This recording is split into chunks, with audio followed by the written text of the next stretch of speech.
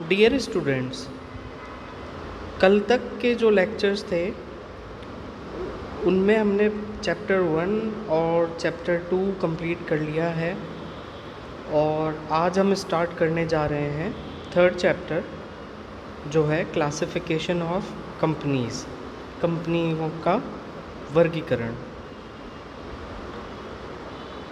अब तक हमने देखा है कि जो कंपनी है उसके जो इनहेरेंट कैरेक्टरिस्टिक्स हैं वो क्या हैं, कंपनी की डेफिनेशन क्या है, वो सब हमने देखी। लेकिन रियल वर्ल्ड में वास्तव में कंपनी जो हैं वो कितने तरह की होती हैं और अलग अलग कंपनी बनाने की आवश्यकता क्या है, तो आवश्यकताओं को तो हम बाद में डिस्कस करेंगे। लेकिन कंपनियों के जो प्रकार हैं उनको समझना आपके लिए बहुत ज़रूरी इसलिए है क्योंकि कंपनी का प्रकार बहुत कुछ डिसाइड करेगा कि हमको किन किन प्रावधानों से क्या क्या चीज़ें लेनी हैं, या जो कंपनी का प्रकार है वो ये बताएगा कि कंपनी एक्ट के कौन से प्रावधान हमारे लिए ज़रूरी हैं और कौन से प्रावधान हमारे लिए ज़रूरी नहीं है, लागू नहीं होते हैं। तो डिस्कस करते हैं हम। सबसे पहले हम डिस्कस कर रहे हैं कि जो वर्गीकरण के जो आधार हैं, बेसिस ऑफ क्लासिफिकेशन हैं, वो क्या हैं, जिनके ऊपर हम डिस्कस करेंगे कि कंपनीज़ के कितने टाइप्स हैं, कितने प्रकार हैं। पहला टाइप का जो बेस आता है वो आता है फॉर्मेशन या इनकॉर्पोरेशन, कंपनी के बनने या इनकॉर्पोरेट होने का आधार, कि कंपनी जो बनी है वो किस आधार पे बनी है, उसका निर्माण कैसे हुआ है, वो हम डिस्कस करेंगे।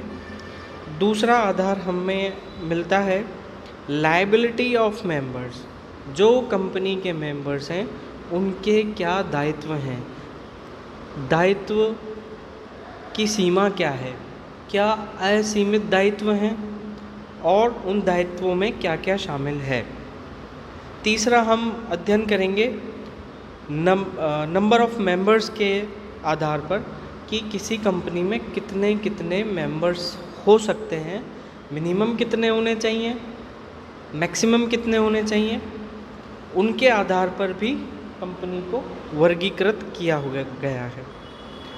चौथा हमको मिलता है कंट्रोल, नियंत्रण, नियंत्रण के आधार पर हम कंपनी को कितने भागों में बांट सकते हैं, कंपनी को किस हिसाब से नियंत्रित किया जाता है, उसके आधार पर हम वर्गीकृत करेंगे। अगला आता है ओनरशिप। ओनरशिप के आधार पर, यानी कि वो जो ओनरशिप का जो आधार है उसमें ओनरशिप किसके पास है, कितनी ओनरशिप किसके पास है ना, उसके आधार पर हम अध्ययन करेंगे। फिर हम अध्ययन करेंगे access to capital market, capital market को कौन सी कंपनी असेस कर रही है, कौन सी कंपनी असेस नहीं कर रही है, उसके आधार पर हम जानेंगे कि कंपनीज़ के कितने प्रकार हैं। और इन सभी बेसिस से हटकर, यानी कि ये बेसिस के आधार पर हमने कंपनीज़ को वर्गीकृत करा और जितनी भी बच गई हैं कंपनीज़, बच जाती हैं कंपनीज़, उन सभी को हम अदर्स कैटेगरी में रख के, मिसलेनियस कैटेगरीज़ में रख के उनका अध्ययन करेंगे। तो हम आज अध्ययन करेंगे पहले आधार का, on the basis of mode of formation, कि जो कंपनी का निर्माण हुआ है उसका मोड क्या है, वो किस प्रकार से बनाई गई है। तो जब भी हम मोड ऑफ फॉर्मेशन की बात करेंगे, हमारे सामने दो तरह के कंपनीज़ का आधार बनेगा। पहला अनरजिस्टर्ड और अनइनकॉर्पोरेटेड कंपनीज़, ऐसी कंपनीज़ जिनका रजिस्ट्रेशन नहीं हुआ है या जिनको इनकॉर्पोरेट नहीं किया गया है। दूसरा हमारा आधार बनेगा जो हम नेक्स्ट स्लाइड में डिस्कस करेंगे, विच इज़ इनकॉर्पोरेटेड कंपनीज़, मतलब जिनको इनकॉर्पोरेट किया गया है, उनका निर्माण किया गया है। तो हम डिस्कस करते हैं पहला आधार अनरजिस्टर्ड और अनइनकॉर्पोरेटेड कंपनी।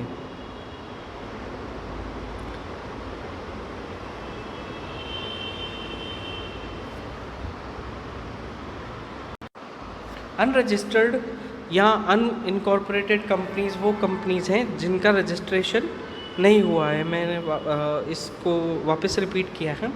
इसमें हम क्या क्या शामिल करेंगे? इनमें हम शामिल करेंगे कोई भी पार्टनरशिप फर्म है, कोई भी साझेदारी फर्म है, उनको लिमिटेड लायबिलिटी पार्टनरशिप जो फर्म है यानी एलएलपी फर्म उनको शॉर्ट में बोला जाता है, उनको शामिल करेंगे। कोई भी कोऑपरेटिव सोसाइटी है उसको हम शामिल करेंगे। कोई भी सोसाइटी है जो पर्टिकुलर स्टेट के सोसाइटीज़ एक्ट के अंडर रजिस्टर्ड है वो सोसाइटी आ जाएगी। या फिर अन्य कोई बिजनेस एंटिटी, कोई भी ऐसी बिजनेस एंटिटी जो ट्रेडिंग या मैन्युफैक्चरिंग कर रही हो, उनको सबको हम इस अनरजिस्टर्ड या अनइनकॉर्पोरेटेड कंपनीज़ में शामिल करेंगे। लेकिन यहाँ पर एक सवाल ये उत्पन्न होता है कि क्या ये कंपनीज़ हैं? नहीं, ये कंपनीज़ नहीं है। इसका आंसर है ये कंपनीज़ नहीं है। लेकिन जैसे कि एलएलपी फर्म है, लिमिटेड लायबिलिटी पार्टनरशिप फर्म जो है, उसमें बहुत सारे कैरेक्टरिस्टिक्स ऐसे आते हैं जो कंपनी के होते हैं। उनको बहुत सारी सुविधाएं ऐसी प्राप्त होती हैं जो कंपनीज़ को प्रदान होती है। तो जो एलएलपी फर्म है वो पार्टनरशिप फर्म और कंपनी के बीच का एक लिंक है कि जिसमें दोनों के, पार्टनरशिप फर्म के भी और कंपनी के भी गुण होते हैं। लेकिन हमने इन सभी एंटिटीज़ को यहाँ पर क्यों लिखा है? हमने यहाँ पर इसलिए लिखा है क्योंकि ये व्यक्तियों का समूह है और इनमें कुछ कुछ कैरेक्टरिस्टिक्स कंपनी के भी पाए जाते हैं। लेकिन क्योंकि पूरे कैरेक्टरिस्टिक्स, पूरे गुण इनमें कंपनीज़ के नहीं हैं, इसलिए इनको पूरी तरह से कंपनी कहना भी गलत है। लेकिन अगर इनको कंपनी नहीं भी कहें तो भी एक तरह से अतिशयोक्ति होगी कि इसमें गुण है लेकिन हम कह नहीं रहे।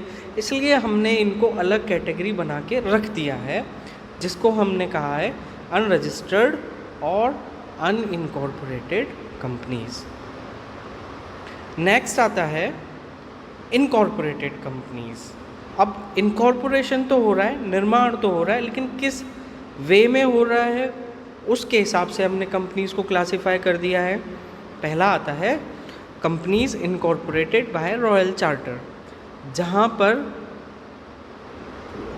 राजा अथवा रानी अथवा कोई शासक की पदवी होती है, जहाँ पर जनतांत्रिक व्यवस्था लागू नहीं है, वहाँ पर रॉयल चार्टर यानी कि जो वहाँ पे शासक है उसके आदेश के अनुसार कंपनी का निर्माण हो सकता है।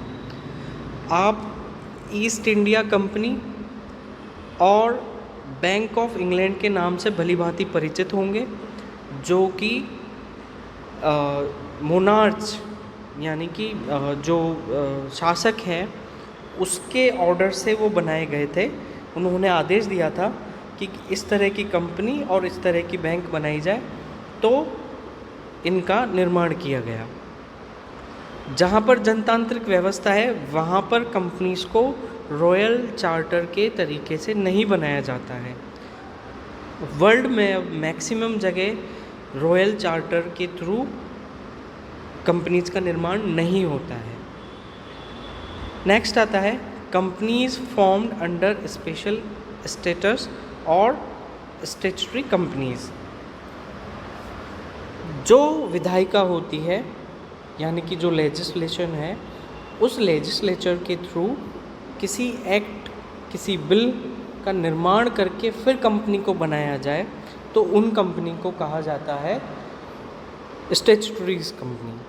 अब ये जो स्टैट्यूटरी कंपनी होती हैं, मैं आपको नाम बताता हूँ तो आपको बहुत अच्छे से समझ में आ जाएगा। जैसे कि हिंदुस्तान पेट्रोलियम कॉरपोरेशन लिमिटेड। अब ये कॉरपोरेशन है तो हिंदुस्तान पेट्रोलियम का एक अलग से एक्ट है, उस एक्ट के तहत इस कॉरपोरेशन का निर्माण हुआ है। तो ये कैसी कंपनी हुई? ये एक स्टैट्यूटरी कंपनी हुई। ऐसी कंपनी जिसका लेजिस्लेचर में अलग से एक्ट है, अलग से विधान है, उनको कहा जाएगा स्टैट्यूटरी कंपनीज। नेक्स्ट आता है companies incorporated under companies act. जो भी लागू कंपनी एक्ट है अथवा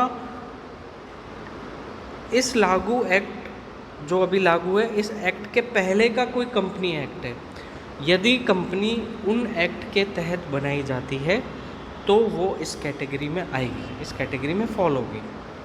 जैसे कि कंपनीज जो कि कंपनीज एक्ट 1956 के अकॉर्डिंग बनाई गई, वो इस कैटेगरी में आएगी।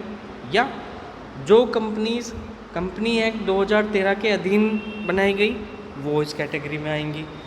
तो ऐसी कंपनीज जिनका निर्माण लागू एक्ट अथवा पहले जो एक्ट लागू था उनके तहत किया गया हो, वो कंपनीज इस कैटेगरी में शामिल होंगी।